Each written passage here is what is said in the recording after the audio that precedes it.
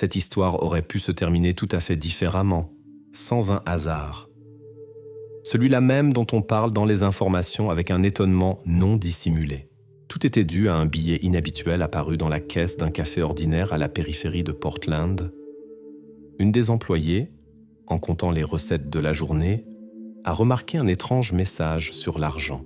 3 mots courts, écrits en petite écriture dans le coin du billet, qu'on aurait facilement pu manquer. Ces mots se sont avérés être un cri d'aide, envoyé de la manière la plus inattendue. Mais qui et pourquoi les avait écrits? La police ne l'a pas compris immédiatement. Ce jour-là, le 16 avril, dans une banlieue calme et paisible de Portland, s'est produit ce dont on ne parle généralement qu'à mi-voix. Kaylee, 11 ans, qui rentrait après les cours par son itinéraire habituel, a soudainement disparu. La maison se trouvait à 25 minutes à pied de l'école. Le chemin passait par de petites rues bordées d'arbres, le long de pelouses bien entretenues et de maisons identiques. Un itinéraire ordinaire, familier jusqu'au moindre détail. Kaylee passait toujours par là, sans jamais dévier. Mais cette fois, elle n'est jamais rentrée chez elle. La mère a donné l'alerte au bout d'1 heure et demie, dès qu'elle a compris que sa fille était en retard. Les parents ont assuré à la police que Kaylee ne parlait pas aux étrangers et ne montait jamais dans les voitures d'inconnus. Mais 1 heure plus tard, le téléphone portable de Kaylee a été découvert par la police dans des buissons le long de la route. L'appareil était éteint. Les derniers signaux de connexion montraient que le téléphone avait été éteint à environ 15 minutes de la maison, sur l'itinéraire habituel de la fillette. La dernière personne à avoir vu Kaylee ce jour-là s'est avérée être la voisine Judy Wilkinson. La femme l'a remarquée vers 3 heures de l'après-midi au carrefour près d'un petit magasin. Kaylee marchait calmement seule. Judy a rappelé que Kaylee avait quelque chose dans les mains, peut-être un petit paquet ou un sac, mais n'a pas pu l'affirmer avec certitude. La police a tenté de reconstituer le chemin ultérieur de Kaylee, mais cela s'est avéré plus difficile que prévu. Les recherches et les interrogatoires des voisins n'ont donné aucun résultat. Étonnamment, ce jour-là, les caméras de surveillance sur la rue principale se sont avérées inutiles. Après une récente panne d'électricité, elles ne fonctionnaient pas encore. Cette circonstance a extrêmement compliqué la recherche de tout indice. Aucun des résidents n'a remarqué quoi que ce soit d'inhabituel, ou ils ont simplement préféré taire ce qui aurait pu aider la police. Comme toujours dans de tels cas, l'enquête a rapidement identifié les premiers suspects. L'un d'eux était tout proche, le beau-père de Kaylee, Richard Myers. La police s'est immédiatement méfiée. C'est lui qui a demandé de l'aide plus tard que tous les autres, et lors des premiers interrogatoires, il a montré un étrange détachement et une réserve. Ses réponses étaient retenues, parfois contradictoires. Aux yeux des détectives, cela semblait suspect. Une autre figure qui a attiré l'attention de la police était un voisin récemment arrivé, un homme d'âge moyen nommé Gregory Nash. Il s'était installé dans la banlieue il y a seulement quelques mois. Il vivait seul, de manière isolée, et avait déjà réussi à attirer l'attention des résidents locaux à plusieurs reprises. Il racontait avoir vu Gregory parler souvent aux adolescents locaux près de l'aire de jeu, essayant d'engager des conversations amicales avec eux. Les policiers ont immédiatement pris note de ce nom. Les enquêteurs ont décidé de prêter une attention particulière au beau-père de Kaylee. Lors du second interrogatoire au poste, Richard se comportait nerveusement, évitait le regard direct, répondait à contre-cœur et de manière incohérente. Les enquêteurs ont noté qu'il cachait clairement quelque chose d'important. Avec l'autorisation du parquet, la police a confisqué sa voiture pour une inspection détaillée. Les criminologues ont examiné soigneusement l'intérieur de la voiture, vérifié toutes les preuves et traces possibles qui pourraient éclairer les circonstances de la disparition de Kaylee. Les vérifications et interrogatoires ont duré plusieurs heures, et il semblait que la police était proche de résoudre l'énigme. Lorsque la tension a atteint son paroxysme et que les enquêteurs se préparaient à présenter des accusations concrètes au beau-père, le téléphone a sonné. Dans le combiné, on entendait la voix d'un officier de patrouille. À 20 miles de la ville, dans une vieille station-service, on venait de trouver les affaires de Kaylee. La police a envoyé d'urgence un groupe opérationnel sur les lieux de la nouvelle découverte, sans encore se douter que c'est là que les attendait la première vraie piste. Lorsque le groupe opérationnel est arrivé à la vieille station-service, les enquêteurs y ont trouvé non seulement les effets personnels de Kaylee, mais aussi une nouvelle énigme qui a de nouveau dirigé leur attention vers ses proches. Le simple fait que les affaires se trouvent si loin de la maison a suscité de l'inquiétude et des soupçons chez les détectives. Jusqu'à ce moment, le beau-père de Kaylee, Richard, avait affirmé avec assurance que la fille ne s'éloignait pas seule. Pourquoi alors ces affaires ont-elles été trouvées à 20 miles de son itinéraire habituel? Ce détail, il a préféré ne pas le mentionner ou la considérer comme insignifiant. Mais la police a décidé de découvrir la raison de cette omission. Les détectives ont à nouveau étudié attentivement les témoignages précédents des parents et ont compris que beaucoup de ce qu'ils avaient entendu dans les premières heures de l'enquête pouvait être superficiel ou incomplet. Lors de la conversation répétée, Richard n'était déjà plus aussi calme et ouvert. Au contraire, il était visiblement nerveux, confondant les détails de ses paroles précédentes et s'égarant à plusieurs reprises dans ses réponses.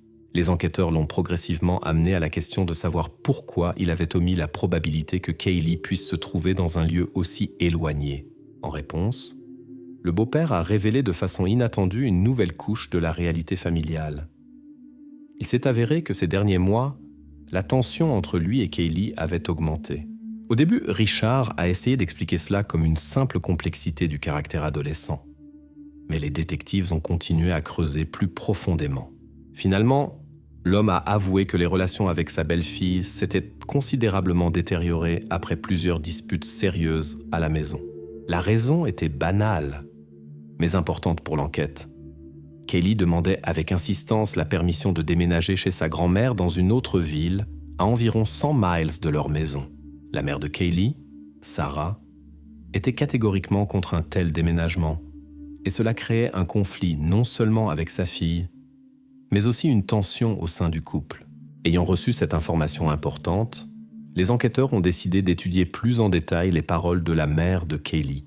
Sarah a été convoquée à un interrogatoire séparé et son comportement a immédiatement changé par rapport à la première conversation le jour de la disparition.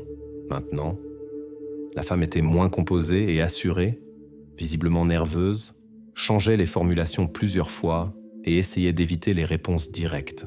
Lorsqu'on lui a directement demandé si sa fille souhaitait déménager chez sa grand-mère, Sarah a commencé à nier le fait même de telles conversations.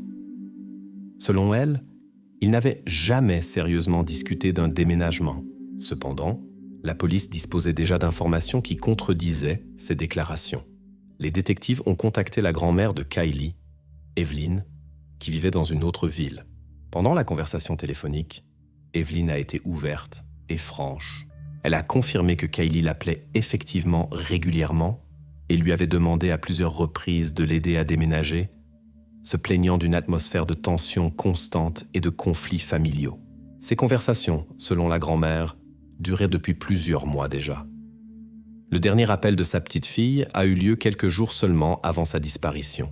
Cette fois-là, Kaylee était particulièrement bouleversée et demandait à nouveau à sa grand-mère de convaincre sa mère de la laisser partir, ne serait-ce que temporairement. Ces nouvelles informations ont obligé l'enquête à examiner plus attentivement les motifs possibles du comportement des parents. À ce stade de l'enquête, le beau-père s'est retrouvé à nouveau au centre de l'attention de la police. Les détectives supposaient maintenant que c'était lui qui aurait pu organiser la disparition de Kaylee, l'emmenant délibérément hors de la maison. Le motif était peut-être de punir son épouse ou d'empêcher Kaylee de partir chez sa grand-mère, ce qui aurait pu causer de graves problèmes familiaux, voire un divorce. Les enquêteurs ont étudié méticuleusement tous les itinéraires empruntés par Richard la veille et le jour de la disparition de Kaylee. Sa voiture, précédemment confisquée pour expertise, a été revérifiée, cette fois en insistant particulièrement sur les déplacements en dehors de la ville. Cependant, la vérification n'a rien donné. Le véhicule du beau-père n'avait été enregistré par aucune des caméras situées sur les routes en direction de la station-service où les affaires avaient été trouvées. Richard insistait sur le fait qu'il n'avait pas quitté la banlieue ces derniers jours et qu'il était à la maison au moment de la disparition de sa belle-fille. À ce stade, les soupçons de l'enquête se sont définitivement déplacés vers la mère. Les détectives la considéraient non seulement comme quelqu'un qui dissimulait quelque chose d'important, mais aussi comme une complice possible ou l'organisatrice de l'incident. Théoriquement, Sarah aurait pu essayer de résoudre le problème des conflits familiaux de manière radicale, en emmenant Kylie loin de la maison puis en mettant en scène sa disparition.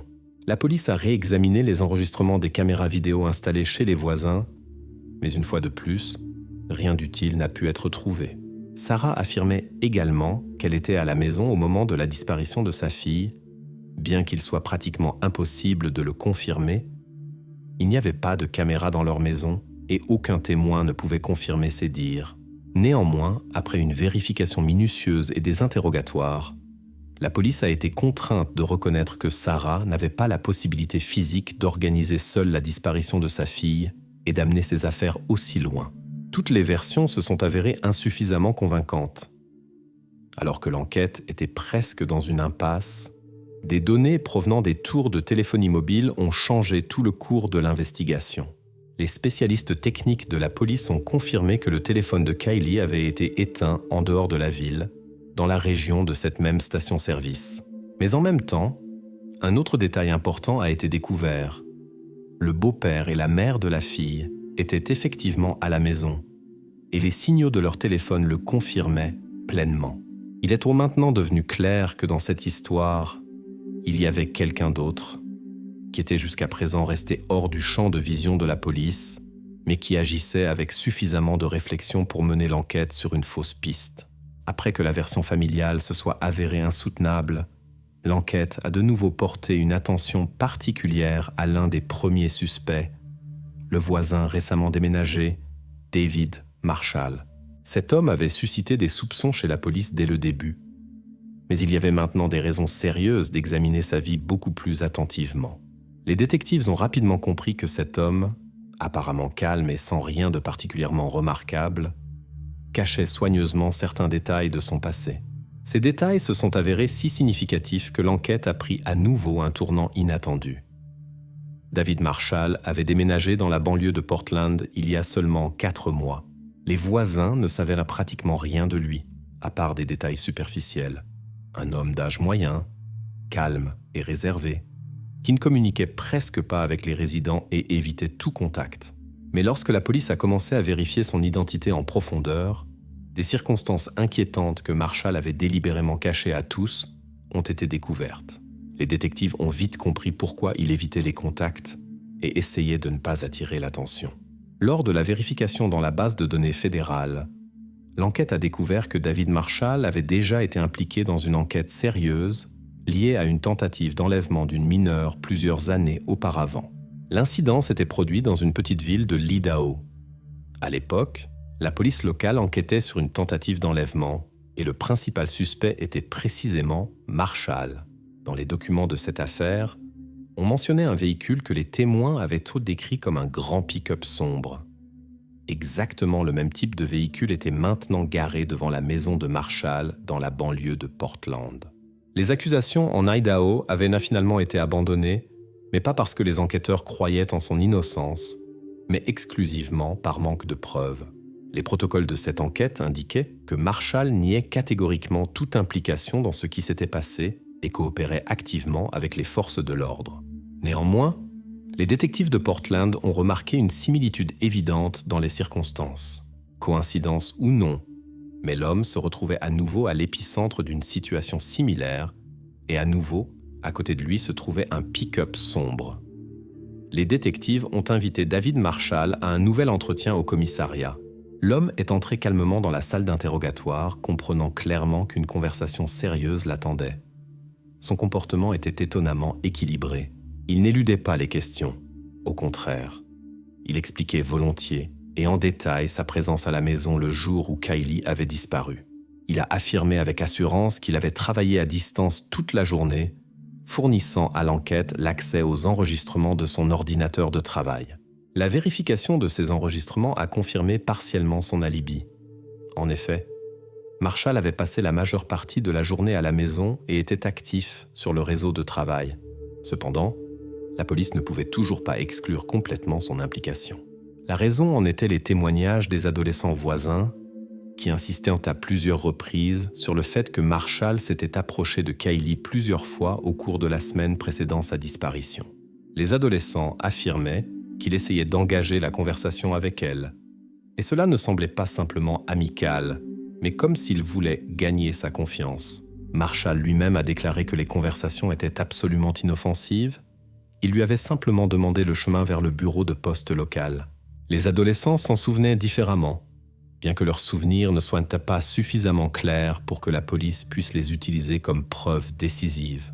Compte tenu de tous ces faits, la police a décidé de procéder à une perquisition minutieuse dans la maison et la voiture de Marshall.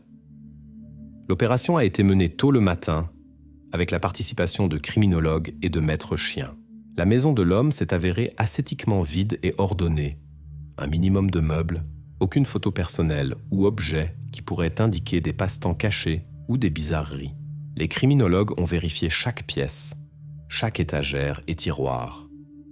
Ensuite, ils ont examiné sa voiture avec la même attention, en accordant une attention particulière au coffre et à l'intérieur du pick-up.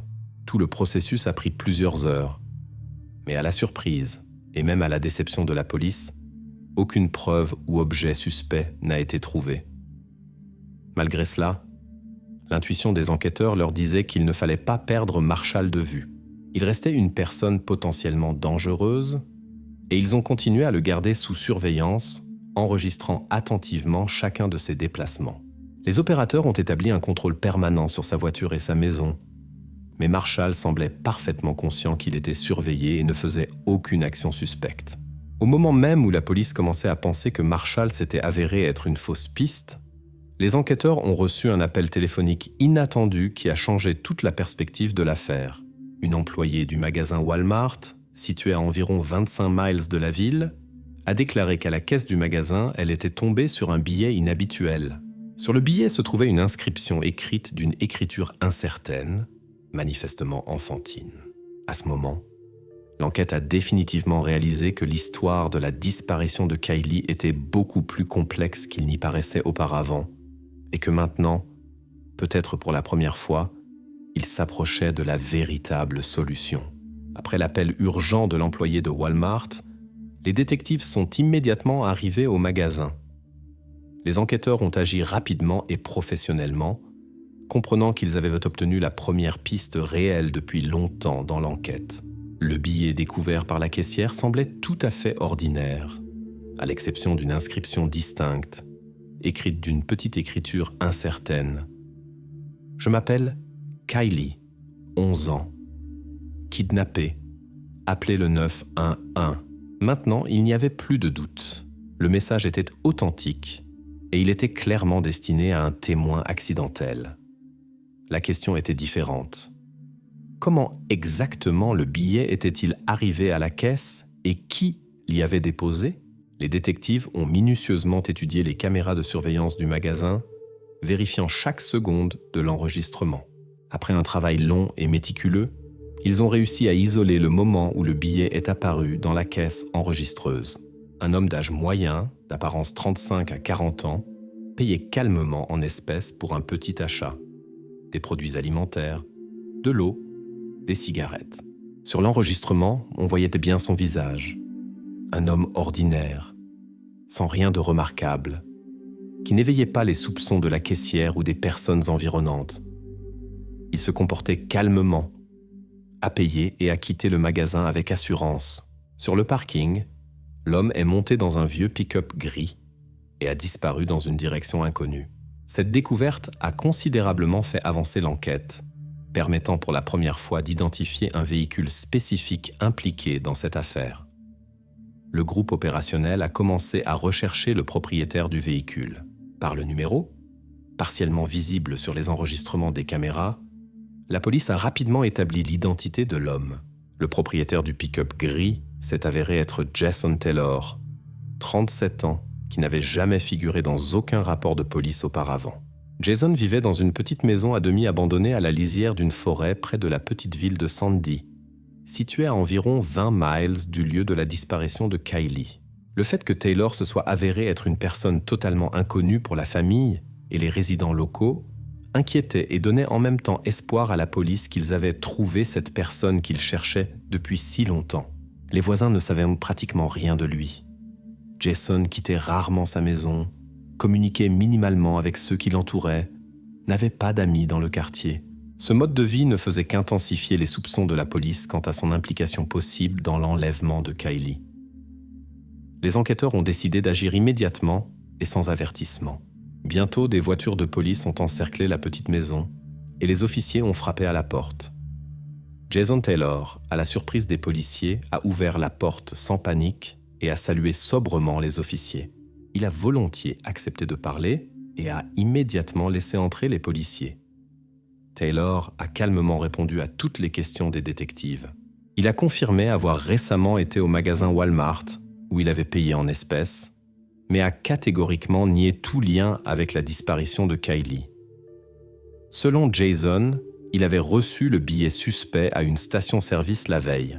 Taylor a affirmé qu'il n'avait aucune idée qu'il y avait un message écrit sur l'argent et qu'il n'avait rien remarqué d'inhabituel.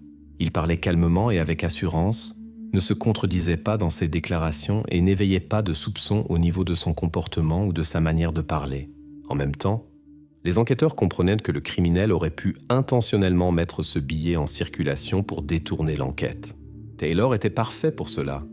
Un homme sans lien évident avec la famille ou les connaissances de Kylie, vivant suffisamment isolé pour que les soupçons se fixent rapidement sur lui. À ce moment, les enquêteurs ont sérieusement envisagé la théorie selon laquelle Jason s'était simplement retrouvé être un pion dans le jeu de quelqu'un d'autre. Néanmoins, selon les règles de l'enquête, les enquêteurs devaient vérifier minutieusement toutes les informations. Ils ont superficiellement examiné l'espace intérieur de la maison de Taylor, sans remarquer rien de suspect. La maison était négligée, encombrée de vieux meubles et d'objets ménagers, mais rien n'indiquait la présence de Kylie. Au début, il semblait que c'était une autre impasse dans l'enquête et que Taylor aurait vraiment pu être victime des circonstances, devenant un maillon accidentel dans la chaîne de manipulation complexe du véritable criminel. Après avoir inspecté la maison, les officiers sont sortis dans la cour arrière, décidant de vérifier le territoire autour du bâtiment. La cour était pleine de détritus et de vieilles choses, couverte d'une couche de saleté et de poussière. Au début, les officiers n'ont rien vu qui mérite attention. Mais littéralement une seconde avant de partir, l'un d'eux s'est arrêté, remarquant quelque chose d'inhabituel derrière un tas de vieux pneus de voiture et de planches. Parmi les vieux déchets, il a vu un petit objet qui se démarquait nettement de l'environnement sale.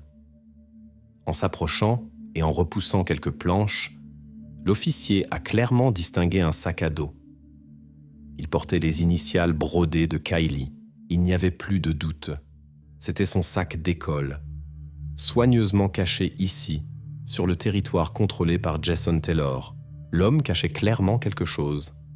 Et maintenant, toute sa version sur un billet accidentel avec un message semblait être une invention, soigneusement conçue à l'avance. Les détectives ont compris que la coïncidence était exclue. Cela ne signifiait qu'une chose. L'enquête s'approchait de la clé de l'énigme et l'histoire de la disparition de Kylie était beaucoup plus proche de son dénouement qu'il ne semblait encore 1 heure auparavant. Après que les policiers aient découvert le sac à dos de Kylie dans la cour arrière de Jason Taylor, la maison a immédiatement été encerclée et minutieusement inspectée à nouveau, cette fois avec l'implication d'une équipe spéciale. Les enquêteurs ont agi méthodiquement, examinant les pièces mètre par mètre. Ils comprenaient déjà que cette maison renfermait le secret principal de toute l'affaire. Jason n'a pas résisté ni entravé la perquisition. Il observait silencieusement ce qui se passait pendant que les policiers ouvraient chaque porte, chaque armoire, vérifiaient le grenier et la cave. Bientôt, derrière une porte fermée à l'arrière de la maison, on entendait un bruit discret, faible, mais distinct. La porte était fermée à clé et les officiers l'ont forcée sans délai. Derrière la porte, dans une petite pièce presque vide, la police a trouvé Kylie. Elle était vivante, mais extrêmement affaiblie et déprimée. Plusieurs jours passés en isolation complète avaient clairement affecté son état. Malgré cela, à la vue des officiers, elle a pu dire doucement son nom et a confirmé que c'était elle qui avait écrit le message sur le billet. Les détectives ont soigneusement fait sortir Kylie à l'extérieur, où elle a immédiatement été confiée au médecin de l'ambulance. Jason Taylor a été arrêté sur place et n'a pas tenté de résister. Au moment même où on lui passait les menottes, il a calmement avoué « Oui, c'est moi ». Les interrogatoires ultérieurs et la vérification de ses déclarations ont permis de reconstituer complètement le tableau de ce jour où Kylie a disparu. Taylor a tout raconté sans émotion, avec une précision et des détails effrayants. Il avait préalablement observé le quartier, étudiant les itinéraires et les habitudes de Kylie et d'autres résidents. Jason attendait calmement le moment opportun, et celui-ci s'est présenté assez rapidement. Le jour de la disparition, il s'est approché de Kylie, s'est présenté comme un ami des parents et lui a expliqué de manière convaincante que sa mère lui avait demandé de la raccompagner. Utilisant des connaissances sur la famille de la fillette, qu'il avait obtenues préalablement en observant de loin, il a réussi sans difficulté à persuader Kylie de monter dans la voiture. Le téléphone, pour exclure la possibilité de suivi, il l'a immédiatement confisqué et éteint, le jetant plus tard dans des buissons sur la route. Ensuite, Jason a emmené Kylie dans sa maison, l'enfermant dans une petite pièce préalablement équipée pour la détention. Mais c'est précisément dans ce plan réfléchi qu'est apparue une erreur critique dont il ne se doutait même pas. Grâce à l'habitude de Kylie de regarder des vidéos sur des enquêtes de crimes réels, elle a réussi à garder la clarté d'esprit même dans une situation critique. Lorsque Taylor a laissé son portefeuille sans surveillance, elle a discrètement sorti un billet, écrit un message et l'a remis en place. C'est précisément grâce à cette action simple et pratiquement imperceptible qu'elle a réussi à laisser une trace qui est ensuite devenue la clé de sa libération. Pendant l'interrogatoire, Jason Taylor a surpris même les détectives expérimentés par son sang-froid absolu. Il a décrit calmement et méthodiquement chaque détail de ce qui s'était passé, sans montrer le moindre signe de remords. Selon lui, le plan était parfait et la situation n'a échappé à son contrôle qu'à cause d'une coïncidence absurde.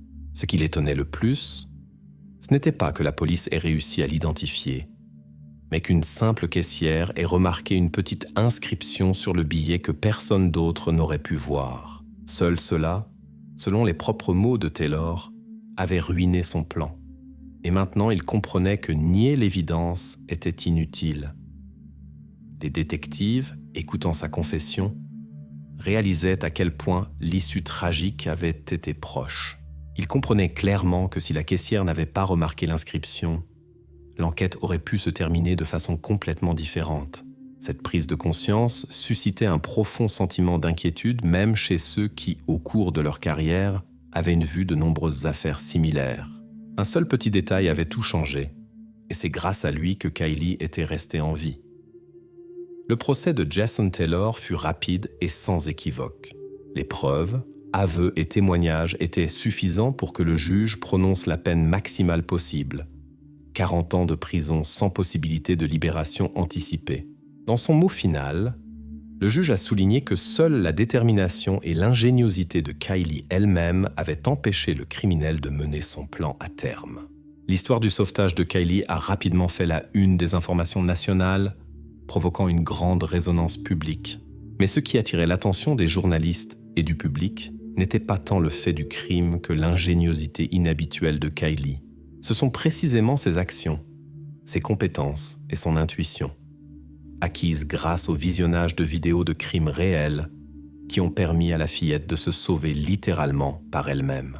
Cet aspect a été particulièrement souligné dans tous les reportages, faisant de l'affaire Kylie l'un des exemples les plus discutés de l'importance d'avoir des compétences de survie de base et de savoir comment se comporter dans des situations extrêmes. Kylie, rentrée chez elle et se remettant progressivement de son expérience, refusait de parler à la presse. Elle est simplement retournée à sa vie normale, autant que possible, sans grands mots, sans emphase, sans conclusion morale. Son histoire est devenue la preuve que parfois la connaissance et le comportement raisonnable sont plus importants que tout autre facteur.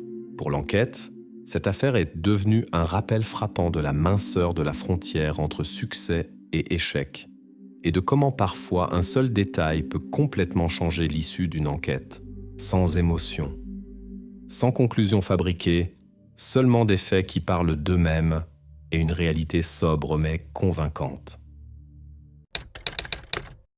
Elle a été enlevée et détenue pendant 10 ans en isolement complet. Pendant tout ce temps, elle a été perçue et élevée non pas comme un être humain, mais comme une créature muette, privée du droit de parler et d'être entendue. Presque personne ne savait ce qui lui arrivait derrière les portes closes d'une petite maison de campagne. Mais lorsque la porte s'est ouverte après 10 longues années, la vérité a choqué même les enquêteurs les plus expérimentés. Printemps 2008, une petite localité dans le sud de la province espagnole de Séville. Anna, une habitante de ce village âgée de 7 ans, sort dans la cour de sa maison en fin d'après-midi. La journée est ensoleillée, calme. Elle jouait près du portillon, à quelques mètres seulement du seuil de sa propre maison. Littéralement quelques minutes plus tard, sa mère sort pour l'appeler à rentrer. Anna avait disparu. La maison d'où Anna a disparu était une propriété privée typique à la périphérie du village, une clôture haute et soignée, le portillon toujours fermé, mais sans cadenas.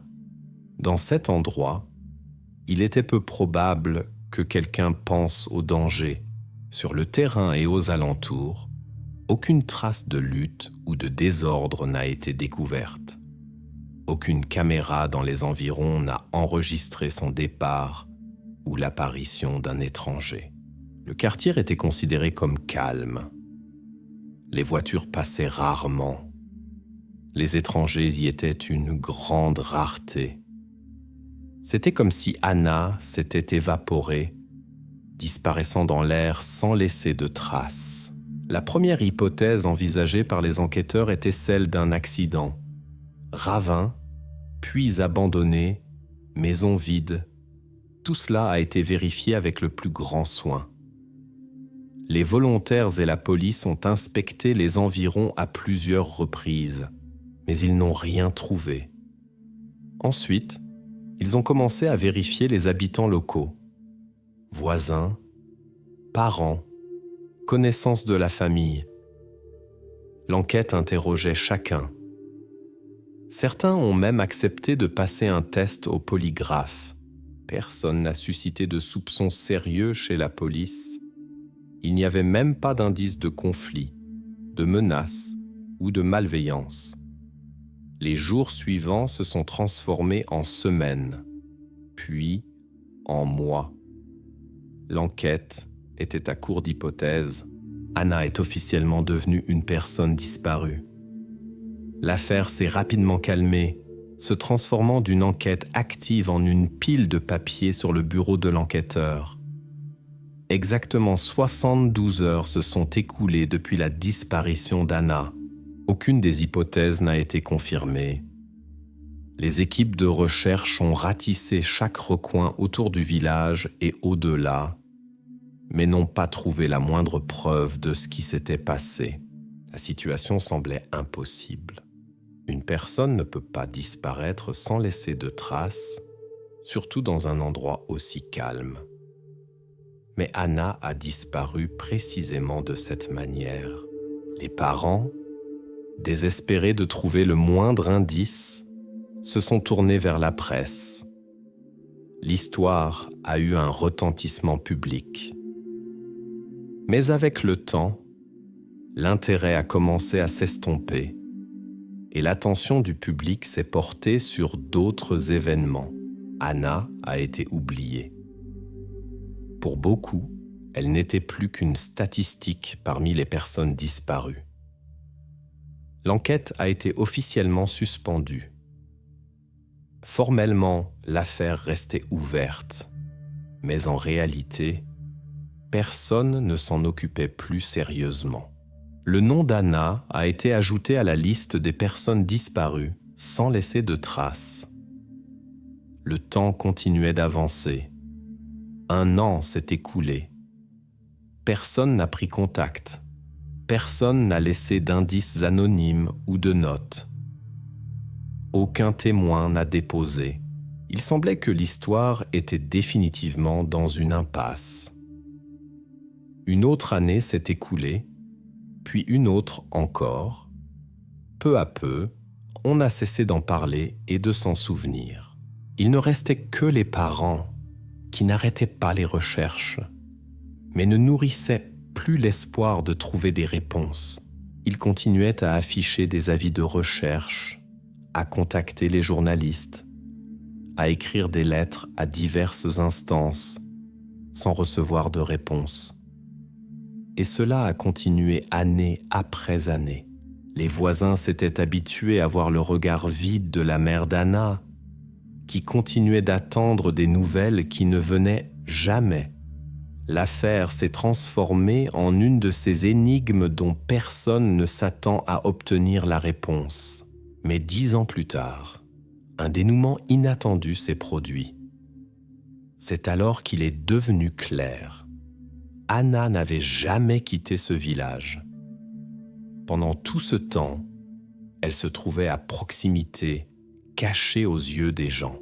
La découverte d'Anna, une décennie plus tard, a révélé non seulement le sort de la disparue, mais aussi la vérité véritablement effroyable sur la façon dont elle avait vécu tout ce temps. Mais ce qui s'est exactement passé pendant ces 10 ans et qui était derrière sa disparition, cela ne deviendra clair que bien plus tard. Pour l'instant, l'histoire d'Anna était loin d'être terminée. Depuis la disparition d'Anna, un fait étrange n'a cessé de hanter les enquêteurs.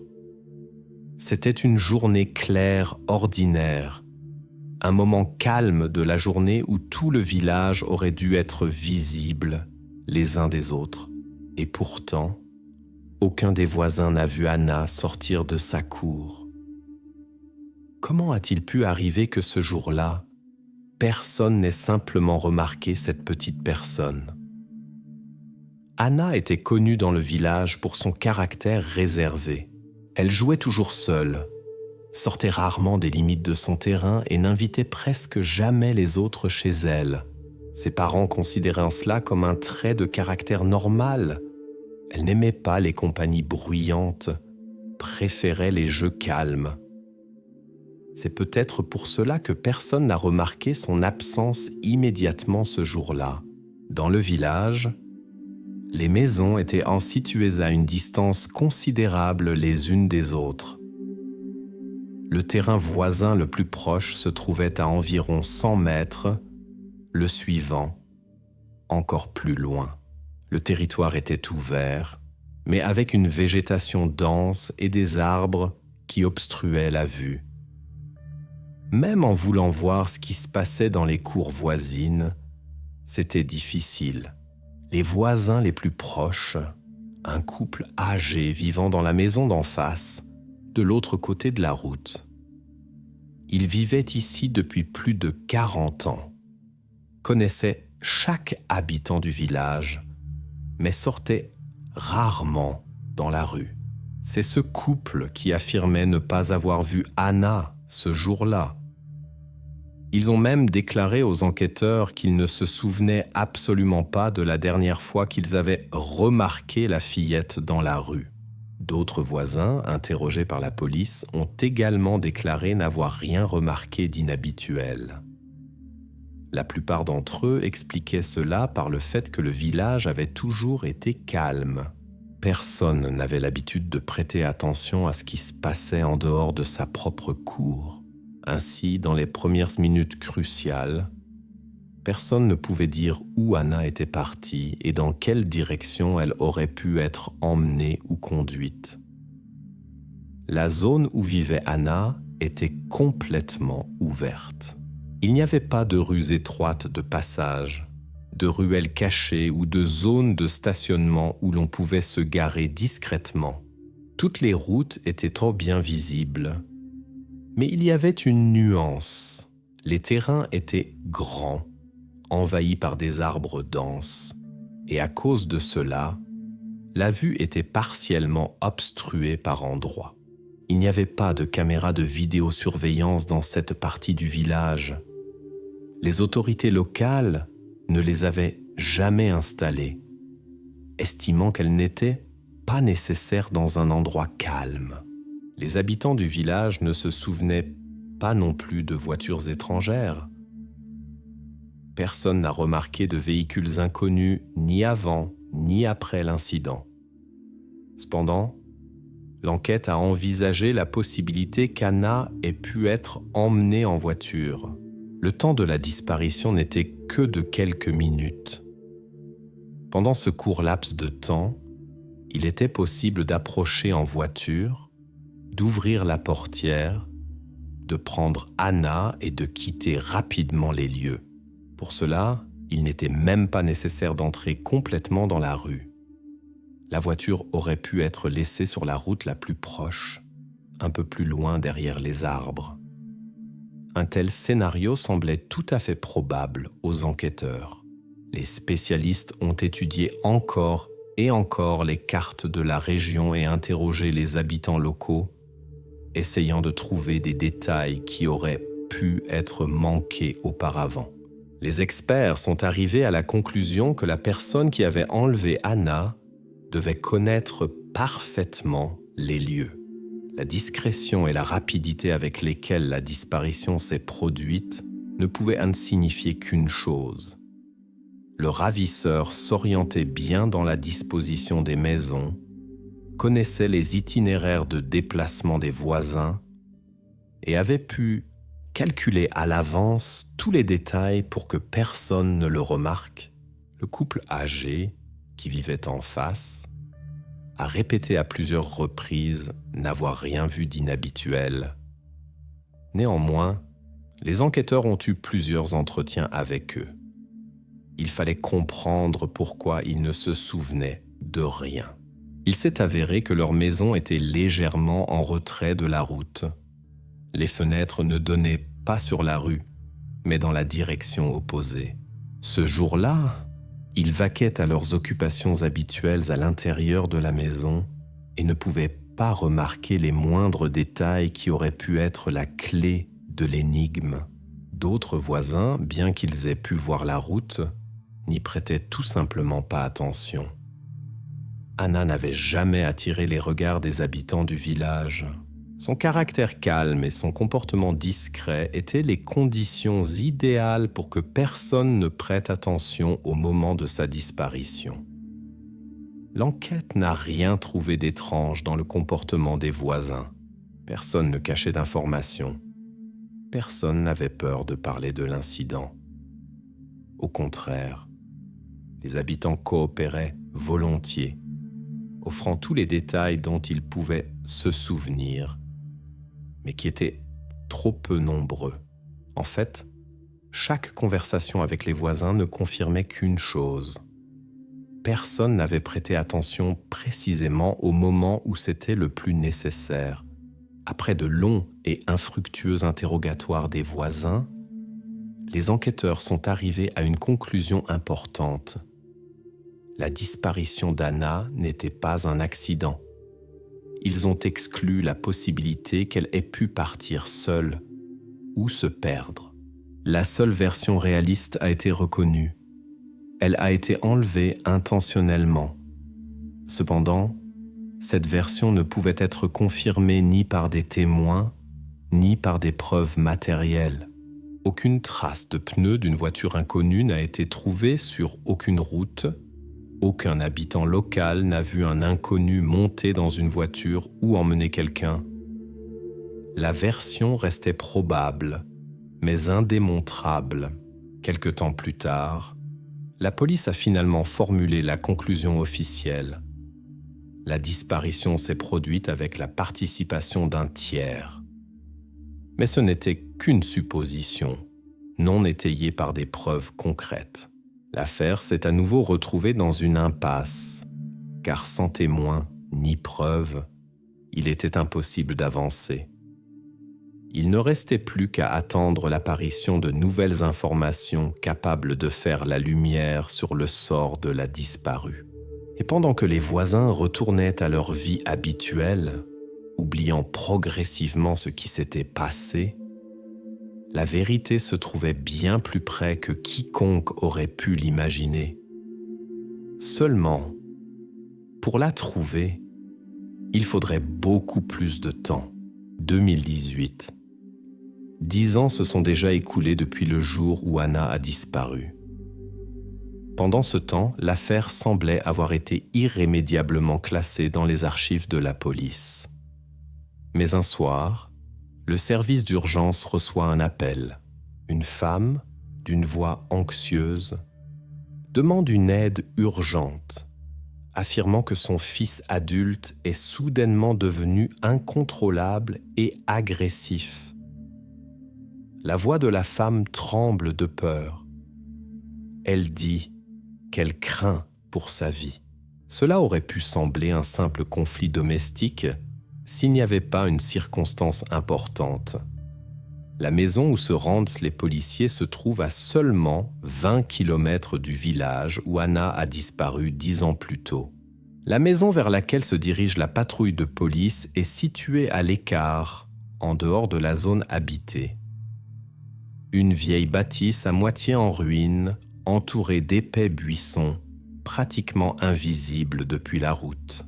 Y vivait une femme âgée et son fils adulte. L'homme venait d'avoir 30 ans. Il ne travaille nulle part, n'avait jamais attiré l'attention de la police auparavant, n'a pas de casier judiciaire. Selon les données officielles, il n'est suivi par aucun service, n'a jamais été interpellé, même pour des infractions mineures. Les voisins, que la police interroge après l'appel, décrivent l'homme brièvement. Étrange. Ils ne savent pratiquement rien de lui, car il ne sort presque jamais de chez lui et communique rarement avec les gens. Lorsqu'on le voyait dans la rue, l'homme paraissait toujours renfermé, évitait les conversations et ne regardait pas dans les yeux. Les habitants préféraient l'éviter, ne pas entrer en contact. Pourtant, la mère ne s'était jamais plainte de son fils à la police auparavant, bien que les voisins aient entendu de rares disputes à l'intérieur de la maison. Mais ces conflits ne dépassaient pas le cadre des querelles domestiques habituelles. Personne n'avait appelé la police jusqu'à ce jour, et les patrouilles ne s'étaient jamais rendues à cette adresse. Les policiers arrivés sur les lieux découvrent une femme terrifiée présentant des signes évidents de blessure. Elle rapporte que le conflit a commencé après qu'elle a tenté de monter au 2e étage de leur maison.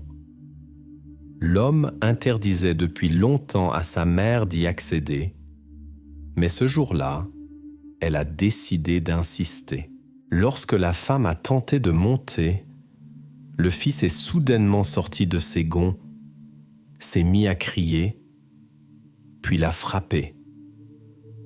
Elle a réussi à s'échapper et à appeler la police. Ces mots alertent immédiatement les forces de l'ordre. Qu'y a-t-il de si spécial au 2e étage si même la mère n'a pas le droit d'y aller? Les policiers arrêtent rapidement l'homme. Il ne résiste pas, a l'air abattu et anxieux, mais refuse de répondre aux questions et d'expliquer son comportement. Pendant ce temps, l'un des patrouilleurs décide d'inspecter la maison et de vérifier le 2e étage. Mais en montant, les policiers ne remarquent rien d'inhabituel. Une vieille maison ordinaire, saleté, désordre, obscurité. À un moment donné, un bruit étrange se fait entendre à l'étage. Au début, les policiers pensent qu'il s'agit simplement d'un animal, peut-être un chat ou un rat. Mais le bruit se répète et il devient clair, il y a quelque chose là-haut. Les policiers inspectent attentivement le 2e étage en écoutant attentivement. Les bruits proviennent de la zone située juste sous le toit, là où se trouve le grenier. Mais il n'est pas possible d'y monter immédiatement. L'accès au grenier s'avère solidement fermé et même partiellement condamné par des planches de bois. On a l'impression que cela a été fait intentionnellement, pour que personne d'extérieur ne puisse y pénétrer facilement. L'étrangeté de la situation pousse la police à agir plus résolument. Une équipe supplémentaire arrive sur les lieux. Les agents commencent prudemment à ouvrir la partie fermée du grenier. Cela prend beaucoup de temps, et plus les policiers s'approchent de l'objectif, plus les bruits deviennent distincts. Ce n'est plus un animal. Les policiers comprennent qu'il y a certainement quelqu'un de vivant là-haut. Les policiers appellent une brigade spéciale, se préparant à toute éventualité. L'homme, précédemment arrêté et placé dans la voiture de police, devient de plus en plus nerveux, bien qu'il ne prononce toujours pas un mot. Il reste simplement silencieux, observant ce qui se passe par la fenêtre de la voiture. 2 heures plus tard, les policiers ouvrent complètement la zone condamnée du grenier. La pièce est petite, sombre, sale, presque sans accès à l'air et à la lumière. Lorsque les agents y dirigent leurs lampes de poche, ils ont du mal à croire ce qu'ils voient. À ce stade, l'enquête passe à une toute nouvelle étape. Ce que les policiers trouvent là-haut choque même les agents expérimentés, habitués aux situations les plus inhabituelles et difficiles. Un simple appel pour une dispute domestique se transforme en un événement d'ampleur nationale. Les policiers contactent d'urgence le commissariat central. Des experts en criminalistique, des représentants du parquet et des journalistes, attirés par l'agitation soudaine, arrivent sur les lieux. La maison qui semblait autrefois simplement étrange et abandonnée devient le centre d'attention de toute la province. Ce qui a été découvert dans le grenier est directement lié à la disparition survenue 10 ans plus tôt. Ce n'est qu'alors que les enquêteurs commencent à comprendre pourquoi, pendant tant d'années, aucun indice n'a été trouvé et pourquoi personne n'a vu Anna quitter sa maison. Pendant que les policiers menaient des recherches dans toute la région, pendant tout ce temps, la clé de l'énigme se trouvait à 20 km d'eux, dans une maison silencieuse et abandonnée, dans le grenier où presque personne n'allait, pas même sa propriétaire. La vérité s'est avérée bien plus proche que quiconque aurait pu le supposer, mais sa découverte prendra encore beaucoup de temps. Lorsque les policiers ont enfin forcé l'entrée du grenier, ils n'ont pas trouvé ce à quoi ils s'attendaient. À l'intérieur, dans la pénombre, au milieu des détritus et du désordre, se trouvait une jeune fille. Elle paraissait extrêmement émaciée et effrayée. Les policiers ont immédiatement remarqué qu'elle ne disait pas un mot, évitait le regard et réagissait aux gens avec une peur immense. Aucun document ni objet indiquant son identité n'a été trouvé. Qui était-elle ? D'où venait-elle ? Et combien de temps avait-elle passé dans cet endroit ? Ces questions ont surgi instantanément. Les experts ont immédiatement noté son âge, environ 16-18 ans. Dans la petite pièce où se trouvait la jeune fille, les conditions étaient effroyables. Une insalubrité totale, sol sale, murs décrépits, l'air y pénétrait à peine. La seule petite fenêtre était solidement condamnée par des planches, bloquant complètement la lumière du jour et l'air frais. Il n'y avait aucun meuble ni lit dans la pièce. Seulement des chiffons sales et un vieux matelas jeté au sol. Partout traînaient des produits bon marché, sans emballage d'origine. Tout semblait indiquer que la nourriture y était jetée négligemment et irrégulièrement. aucun produit d'hygiène personnelle ni vêtements n'a été trouvé dans le grenier. La jeune fille, elle avait l'air extrêmement négligée. Ses vêtements étaient vieux et déchirés. Les policiers ont tout de suite compris qu'elle se trouvait là depuis très longtemps. Cela se voyait à l'état de la pièce et à son apparence physique. Après un examen médical approfondi, les médecins ont découvert sur sa peau de nombreuses cicatrices anciennes, témoignant d'un long séjour dans des conditions difficiles. Les médecins ne pouvaient pas déterminer immédiatement l'origine exacte des marques, mais il était évident que la jeune fille avait passé là plus d'1 an. Les psychologues appelés pour l'examiner ont confirmé l'évidence. Son comportement était autistique, complètement renfermé et ne correspondait pas à son âge. Elle évitait toute tentative d'établir un contact, ne réagissait pas aux questions, ne pouvait pas parler et communiquait seulement par de brefs mouvements et gestes. Les experts ont conclu que la jeune fille avait passé une très longue période sans communication, totalement privée de contacts sociaux. C'est ce qui expliquait son comportement et son état psychologique grave. Les policiers ont commencé à vérifier les données sur les personnes disparues au cours des dernières années. À ce moment-là, de nombreux cas de disparition étaient connus, mais la description de la jeune fille ne correspondait à aucune des personnes disparues récemment. Il est devenu clair qu'elle aurait pu se trouver là bien plus longtemps que quiconque aurait pu le supposer. L'enquête a décidé d'utiliser le moyen le plus fiable pour établir l'identité. Un échantillon d'ADN a été prélevé sur la jeune fille et envoyé pour analyse. C'était le seul moyen de savoir qui pouvait être la prisonnière trouvée dans le grenier. Le test a été envoyé au laboratoire central et les résultats étaient attendus au plus tôt dans quelques jours.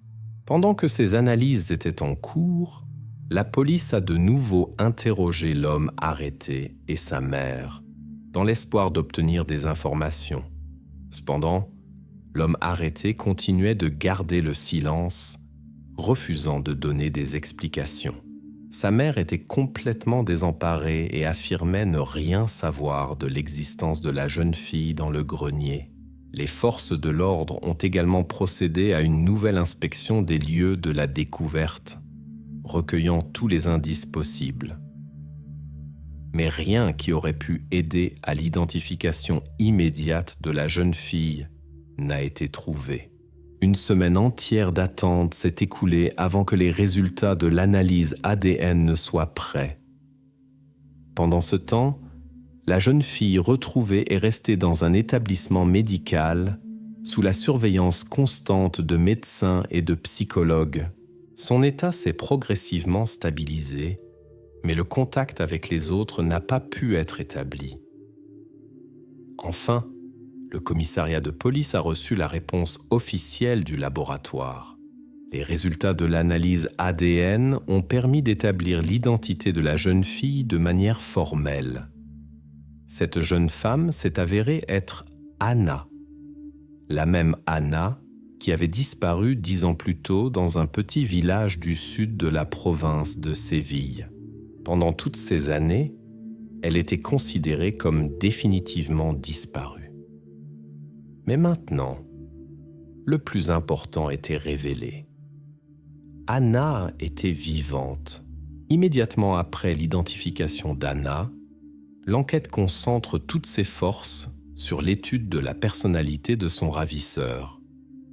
Désormais, la police a non seulement une victime, mais aussi un suspect, arrêté à son propre domicile. Ce qui intéresse le plus les enquêteurs, comment et pourquoi un homme ordinaire, à première vue, a pu commettre un tel acte et détenir une personne vivante en isolement complet pendant 10 ans. Les réponses à ces questions se trouvent au plus profond de sa personnalité, dans ce qui se cachait derrière le masque d'un homme silencieux et renfermé. La première chose que la police découvre, c'est que le suspect n'avait jamais attiré leur attention auparavant. Il n'avait aucun problème avec la loi, pas une seule arrestation, aucun signalement de voisins, pas d'amende, pas de soupçon. Pendant toutes les années passées dans la petite maison avec sa mère, l'homme n'a en aucun cas attiré l'attention des forces de l'ordre. Sa biographie est exempte même des infractions les plus mineures. Mais en examinant la documentation médicale, l'enquête découvre un fait important. À l'adolescence, on lui avait diagnostiqué un trouble du comportement. À l'époque, les médecins avaient noté chez lui une instabilité émotionnelle, des problèmes de contrôle de l'agressivité et des signes marqués d'associabilité. Cependant, il n'a jamais été suivi en psychiatrie de manière continue, n'a pas reçu de traitement spécifique et n'était pas sous surveillance médicale constante. L'homme n'avait travaillé nulle part depuis de nombreuses années.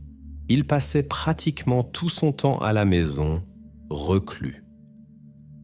Les voisins se souviennent que même les simples courses étaient le plus souvent faites par sa mère. On le voyait rarement dans la rue et il n'engageait jamais la conversation avec qui que ce soit. La maison et son deuxième étage étaient une zone qu'il contrôlait entièrement. Même la mère de l'homme n'y montait pas, se limitant à vivre et à ses activités au premier étage. Elle n'intervenait pas et ne posait pas de questions inutiles, lui permettant essentiellement de dominer complètement l'espace du deuxième étage où se trouvait le grenier avec la cachette. Au cours de l'enquête plus approfondie, les enquêteurs établissent les détails clés de l'enlèvement d'Anna. L'homme a mis son plan à exécution le jour même où la fillette a disparu du regard de sa mère. Il s'était préparé à l'avance pour cette action, se rendant au village dans sa voiture qui à cette époque avait déjà été retirée de la circulation officielle. Le véhicule, bien qu'en état de marche, n'existait plus juridiquement, ce qui signifie qu'il était impossible de le suivre par les méthodes standards.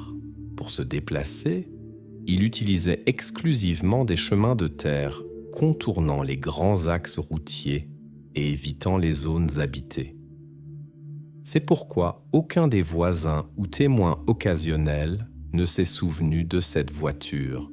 L'enquête a révélé que la voiture avait été cachée immédiatement après le crime et n'avait pratiquement plus jamais été utilisée ouvertement par l'homme. Toutes les années suivantes, le suspect n'a pratiquement pas quitté les limites de sa maison, minimisant les contacts avec le monde extérieur et les réduisant à de rares et brèves sorties hors de la propriété. Anna est restée tout ce temps dans le grenier, en isolement absolu, inaccessible même à la mère du ravisseur. La question principale qui préoccupait la police et les psychiatres impliqués dans l'affaire était la motivation du suspect. Il n'a pas exigé de rançon et n'a pas manifesté de comportement qui aurait pu être lié à une connotation sexuelle. Toutes les actions du ravisseur revêtaient un caractère complètement différent. Les psychiatres qui ont travaillé sur les éléments du dossier constatent l'homme présentait un modèle de comportement typique, appelé en psychologie criminelle obsessionnel contrôlant. Son objectif principal n'était pas de causer du tort ou d'obtenir un quelconque avantage matériel. Son véritable objectif résidait dans le contrôle total et sans contact sur une autre personne. Cet état est appelé le modèle classique d'isolement comportemental. Ce type de ravisseur détient ses victimes non pas pour un profit, mais pour satisfaire un besoin intérieur, inconscient, de contrôle total et de pouvoir sur la vie d'autrui. Dans l'isolement de la victime, ils obtiennent un pouvoir total, car ils privent la personne de tout contact extérieur et de toute chance de résistance ou de fuite.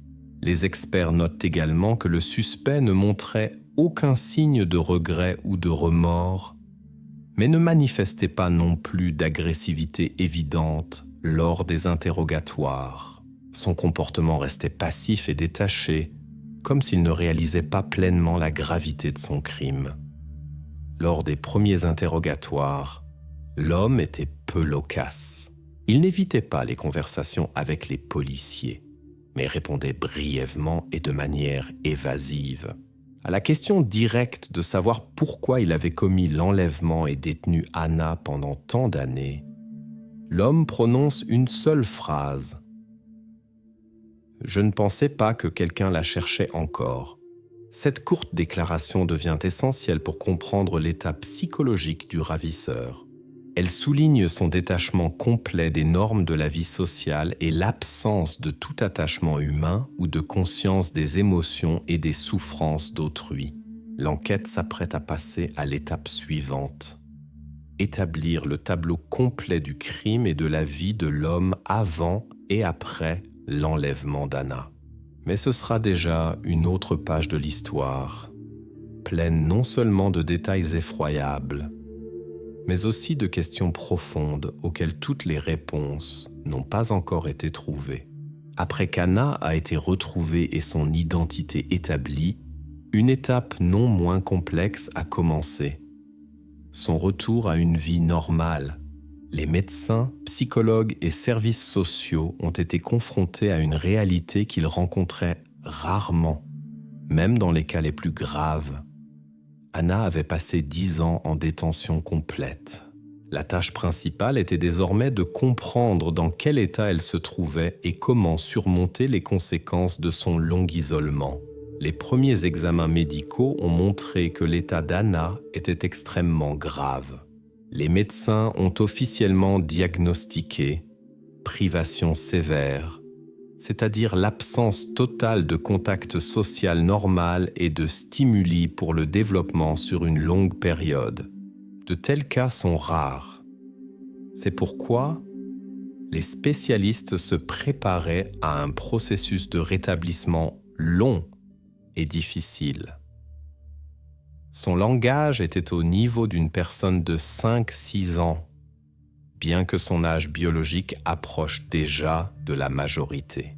Anna ne comprenait presque pas les questions qui lui étaient adressées, ne pouvait pas répondre de manière cohérente, se limitant seulement à des sons isolés ou à des gestes. Les réflexes d'Anna étaient fortement affaiblis. L'organisme réagissait lentement, les mouvements étaient raides et hésitants. Les psychologues ont noté que même les actions quotidiennes simples, comme prendre un objet en main, ouvrir une porte ou mettre des vêtements, lui posaient de sérieuses difficultés.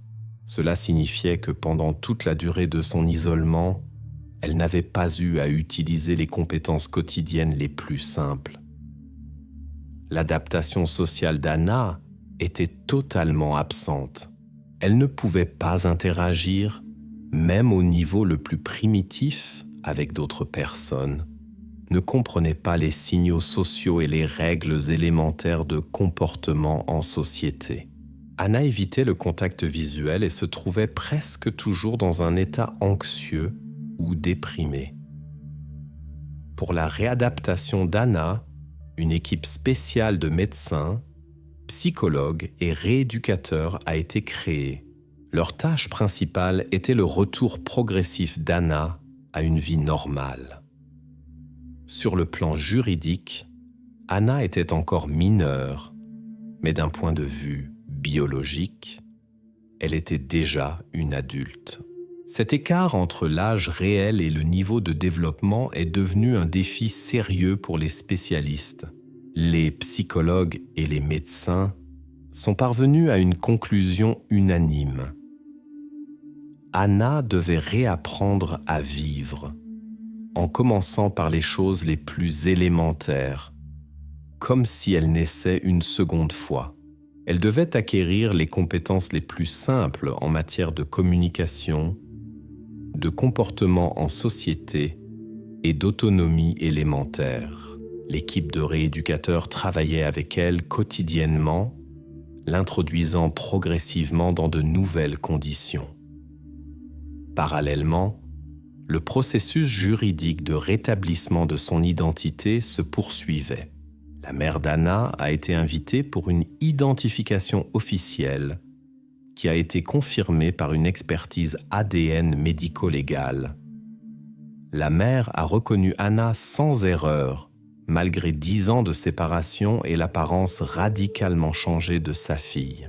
Ce fut un moment clé dans la confirmation juridique de son identité et le début de son retour dans la famille, bien que les psychologues aient recommandé de le faire avec le plus grand soin et progressivement. Les médecins et psychologues qui suivaient l'état d'Anna ont noté que ses premiers succès ne se sont pas manifestés immédiatement. Cependant, la thérapie quotidienne a commencé à porter ses fruits. 3 mois après sa découverte, Anna a prononcé pour la première fois des mots sensés. Ce fut une victoire importante pour l'équipe de spécialistes, car cela signifiait le début du rétablissement de sa capacité à communiquer normalement. Ses premiers mots étaient simples et courts, presque comme ceux d'un petit enfant qui commence à peine à parler. Mais pour les médecins et la mère d'Anna, il signifiait bien plus. C'était la preuve que 10 ans d'isolement complet n'avaient donc pas définitivement détruit sa capacité à percevoir le monde et à interagir avec lui. Peu de temps après qu'Anna a commencé à parler, les psychologues ont commencé à introduire des méthodes supplémentaires, des séances d'écriture, de lecture et de dessin. Son langage est devenu progressivement plus riche et plus clair, et Anna elle-même a commencé à montrer plus d'intérêt pour ce qui se passait autour d'elle. Elle a commencé à prendre conscience d'elle-même et de l'espace dans lequel elle se trouvait. Quelques mois après les premiers mots, Anna a commencé à écrire de courtes phrases et des mots simples. Elle exprimait ses pensées sur papier beaucoup plus facilement qu'oralement. C'était une étape importante, car grâce à l'écrit, les psychologues ont réussi à obtenir les premiers témoignages sensés sur ce qui lui était arrivé en isolement. Quelque temps après qu'Anna a commencé à écrire, elle a pu exprimer des souvenirs plus complexes. Progressivement, pas à pas, elle a commencé à raconter des événements distincts de son passé. Le premier et le plus important souvenir qu'Anna a pu décrire clairement fut le jour où elle a été enlevée de sa maison natale. Elle s'est souvenue en détail de l'endroit où elle se promenait avant sa disparition et comment un inconnu l'avait fait monter dans une voiture.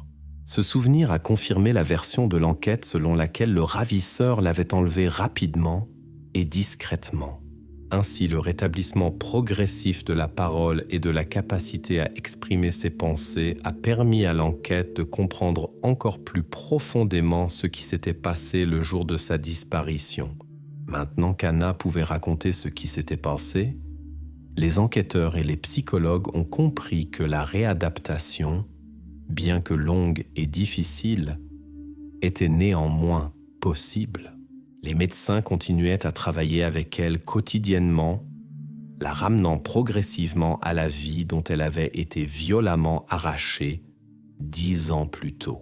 Et bien qu'il y ait encore beaucoup de difficultés à venir, ses premiers mots et souvenirs sont devenus la preuve solide que le retour était possible. Après que l'état d'Anna a commencé à s'améliorer progressivement et que ses dépositions sont devenues compréhensibles pour l'enquête, la phase finale de cette affaire a commencé, le procès. La société espagnole, ayant appris les détails de ce crime, n'attendait qu'une chose. Comment exactement le tribunal évaluerait ce qui s'était passé pendant 10 ans dans la maison de l'accusé et quelle serait la peine? Le parquet a inculpé officiellement l'accusé de 3 chefs d'accusation principaux: enlèvement de personnes, séquestration illégale ainsi que traitements cruels. Chacune de ces accusations était étayée par des dizaines de témoignages, des expertises psychologiques, médicales et criminalistiques. L'accusation paraissait extrêmement convaincante et ne laissait aucune place au doute quant à la gravité du crime commis. L'avocat de l'accusé, comprenant l'inévitabilité de la peine, a entrepris la seule tentative possible pour atténuer le verdict. Il a déclaré au tribunal que son client était mentalement malade et ne devait donc pas porter l'entière responsabilité pénale de ses actes. Le tribunal, compte tenu de la gravité du crime et de l'émoi public, a ordonné une expertise psychiatrique médico-légale obligatoire pour déterminer si l'homme était responsable de ses actes au moment de la commission du crime. L'expertise a duré plusieurs semaines.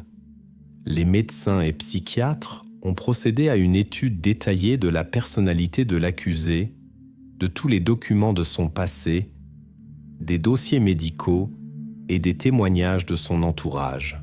Ils ont vérifié minutieusement chaque mot, chaque action qui pourrait indiquer des signes de trouble mental. La conclusion finale de l'expertise a été claire et sans équivoque. L'homme était pleinement responsable de ses actes. Les spécialistes ont constaté que sa personnalité se caractérisait par une asociabilité marquée et une froideur émotionnelle. Cependant, il était parfaitement conscient de ce qu'il faisait et se rendait compte des conséquences de ses actes. Cela signifiait que l'accusé devait comparaître devant le tribunal comme étant pleinement conscient de la responsabilité du crime commis 10 ans plus tôt et qui s'était poursuivi pendant tout ce temps. Le procès s'est retrouvé au centre de l'attention non seulement dans la région, mais dans toute l'Espagne. Les gens, apprenant ce qui était arrivé à Ana, exigeaient des autorités la peine la plus sévère. La presse publiait constamment des articles avec les détails de l'affaire, ce qui renforçait l'attitude négative de la société envers l'accusé. Le crime a déclenché des débats publics de grande ampleur sur la justice et le degré de sévérité des peines dans le pays. De nombreux citoyens se sont prononcés en faveur de la réclusion à perpétuité, considérant que c'était la seule peine juste pour un crime de ce genre et de cette durée. Cependant, en Espagne, la réclusion à perpétuité n'est pas appliquée dans la pratique judiciaire. Par conséquent, le parquet a requis la peine maximale possible prévue par la législation espagnole, compte tenu de la gravité.